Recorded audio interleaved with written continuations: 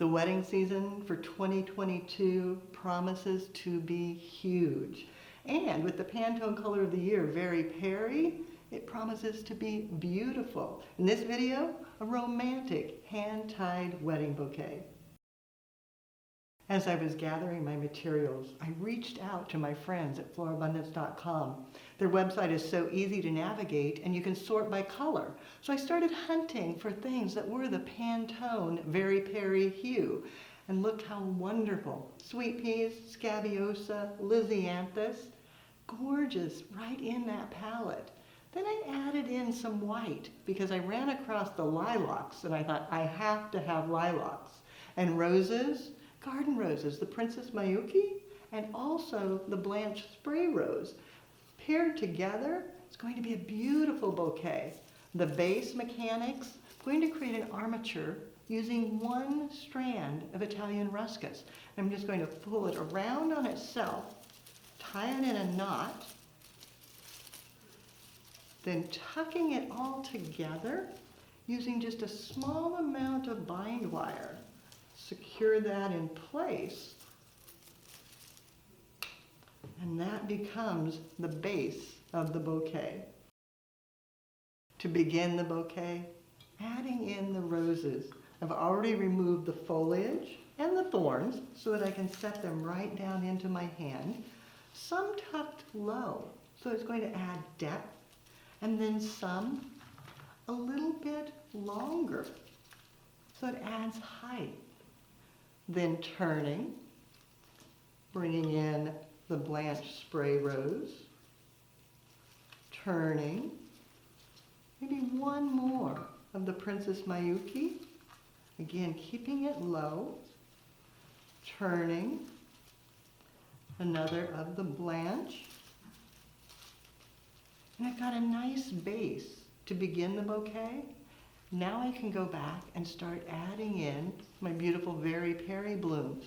Maybe a stem of lisianthus coming into the side and turning. Maybe a sweet pea, letting it come out a little bit further, turning. You can always go back, find a bloom, and slide it in, so that you get some of that Very Peri towards the center, leaving it a little taller. With the armature of foliage, it helps hold everything in place so that you can just gracefully add blooms, letting it trail, bring in another bloom, sliding it through. And you'll find as you do this, if you work in front of a mirror, you can balance much more easily. You can see I've started elongating, creating a more oval form. That will allow me to add in the lilac, letting it trail outward, bringing in the white to the sides, and turning. Maybe another stem, turning. Maybe more of the sweet peas. Getting a little more extension. More lilac. Balancing out on the opposite side. More sweet peas. And then coming back, looking at the front and the back, balancing, looking to see which side do I want the front and which side do I want the back. I want them both beautiful, but sometimes one is a little fuller than the other. And the way my scabiosa are facing right now, I think my front's going to end up that direction. So then I'll continue adding blooms facing that direction so that I get fullness on the front and a little bit flatter on the back.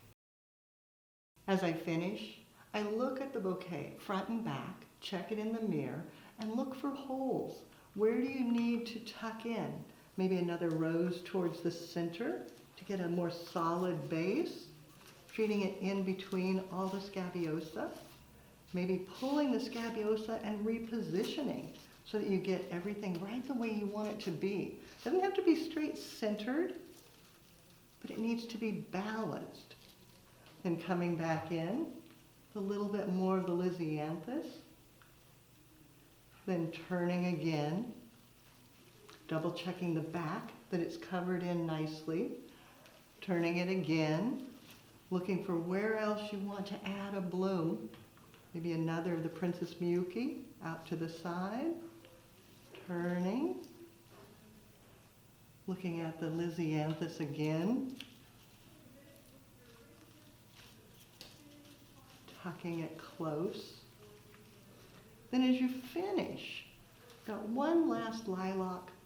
I'm going to add that in there. And to cover the base, Fatsia leaves. Tucking it in close, turning, creating a collar that supports all the stems and will conceal all your mechanics. As you finish, you can tie it off using your bind wire. That will lock everything in place so it's comfortable to carry.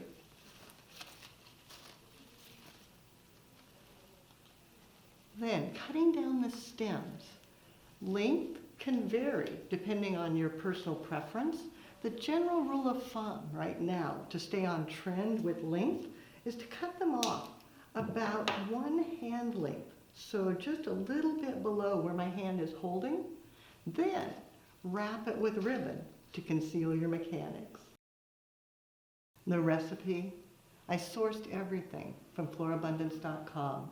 And then I mixed and matched with the white and the Very Peri hue. I started with one stem of the Italian ruscus, and I ended with 4 stems of the Fatsia.